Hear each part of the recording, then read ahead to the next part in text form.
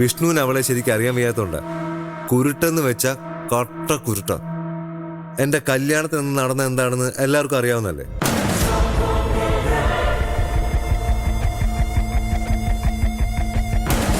താലി എടുത്തത് പോലീസ് വന്നു. ഒരു 5 മിനിറ്റ് കഴിഞ്ഞതെങ്കിൽ നിത്യ എന്റെ ഭാര്യയായിരുന്നു. അത്രയ്ക്ക് ടൈമിങ്ങാ. കുഴപ്പമാവോ? നീ ധൈര്യമായിട്ടിരിക്കെ. ഇവിടെ അവരുടെ ഒരു വിളച്ചിലും നടക്കില്ല. എന്തോ മനസ്സിന്റെ ആ സന്തോഷം പോയി അവരെ കണ്ടപ്പോ. ഇനിയിപ്പോ കുറച്ചു നേരമല്ലേ ഉള്ളൂ. വിളക്ക് കൊളുത്തി കഴിഞ്ഞ ഉദ്ഘാടനം കഴിഞ്ഞല്ലോ. എന്നാ പിന്നെ വൈകണ്ട, പെട്ടെന്ന് ചടങ്ങിലേക്ക് കിടക്കാം. ഒരാൾ കൂടി വരാനുണ്ട്. അതാര്? ജയശങ്കർ സാറ്.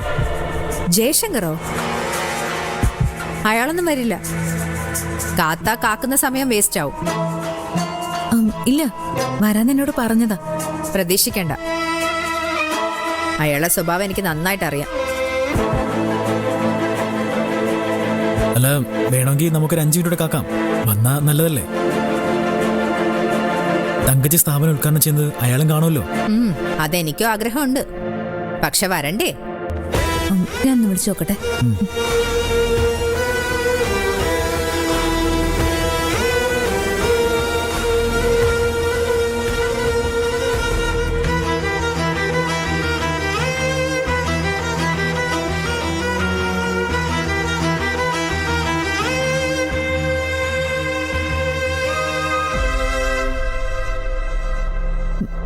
തങ്കച്ചി പറഞ്ഞത് ശരിയാ.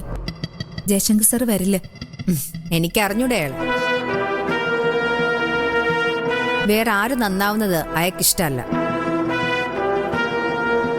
അതിപ്പോ സ്വന്തം മകളോ മരുമോനോ ആയാലും അയാൾ സഹിക്കില്ല. അപ്പൊ പിന്നെ ഇനി ആരെ കാക്കാനാ? നമ്മുടെ മെയിൻ ഗസ്റ്റ് എത്തിയല്ലോ. ചടങ്ങ് തുടങ്ങാം. അങ്ങനെ ആവട്ടെ.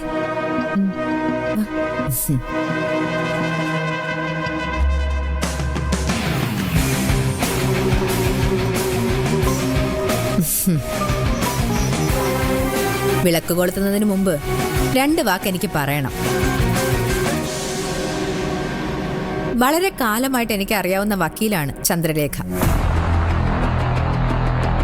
അസൂയ കൊണ്ടാണോന്ന് അറിയില്ല, സ്വന്തം ഭർത്താവ് ഒരിക്കൽ പോലും അർഹിക്കുന്ന പരിഗണന ചന്ദ്രലേഖയ്ക്ക് കൊടുത്തിട്ടില്ല. സഹിക്കാവുന്നതിന്റെ പരമാവധി അവഗണനകൾ സഹിച്ചതിന് ശേഷം ഇങ്ങനൊരു ഓഫീസ് തുടങ്ങാനുള്ള തീരുമാനം ചന്ദ്രലേഖ എടുത്തത്. വിഷ്ണു എന്ന ചെറുപ്പക്കാരനും കൂടി ചേർന്നപ്പോ ആ ശ്രമം വിജയിച്ചു. ഇവരുടെ സഹകരണം ഒരുപാട് കാലം ഉണ്ടാവട്ടെ എന്ന് ആശംസിക്കുന്നു. ഒപ്പം എന്റെ കമ്പനിയുടെ ലീഗൽ അഡ്വൈസർ ഇനി മുതൽ ഇവരായിരിക്കുമെന്നും ഞാൻ അറിയിക്കുന്നു.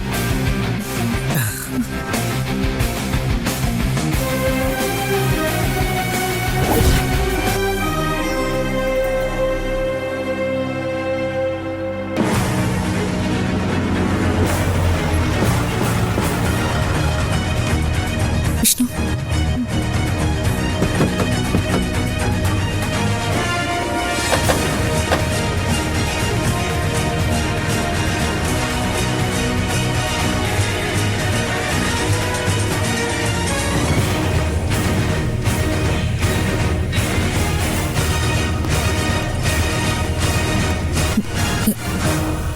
എന്താ സർ?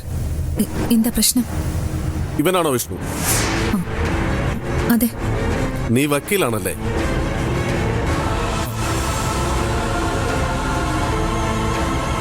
അതെ. നിന്റെ സർട്ടിഫിക്കറ്റ് ഇവിടെ?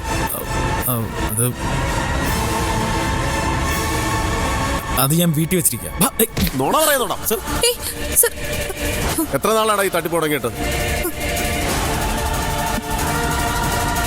തട്ടിപ്പോ? അപ്പൊ നിനക്കൊന്നും അറിയില്ലല്ലേ? Vishnu and Chandra associates. ഒരു കറുത്ത കോട്ടും ഇതുപോലൊരു ഓഫീസും ഉണ്ടെങ്കിൽ എല്ലാം ആയെന്നാണോ നിന്റെ വിചാരം? സർ, എന്തൊക്കെയാ പറയുന്നത്? എന്താ പ്രശ്നം? ഈ ഓഫീസിന്റെ ഉദ്ഘാടനം നടക്കില്ല. ഇവനെ ഞാൻ കൊണ്ടുപോകാൻ പോവാ. അങ്ങനെ വെറുതെ ഒന്നും കൊണ്ടുപോകാൻ പറ്റില്ല സർ. ആദ്യം വിഷ്ണു ചെയ്ത തെറ്റെന്താണെന്ന് പറയണം. അതെ, അതല്ലേ അതിന്റെ മാന്യത. പറയട്ടടാ, പറയട്ടെ നീ ചെയ്ത തെറ്റ്. സാറേ, നിങ്ങൾ ആരോ തെറ്റിദ്ധരിപ്പിച്ചിരിക്കുക. മോനെ വിഷ്ണു, ഒരു പരാതി കിട്ടിയാൽ ഉടനെ ചാടി പുറപ്പെടുന്ന ശീലം ഇപ്പം പോലീസുകാർക്കില്ല.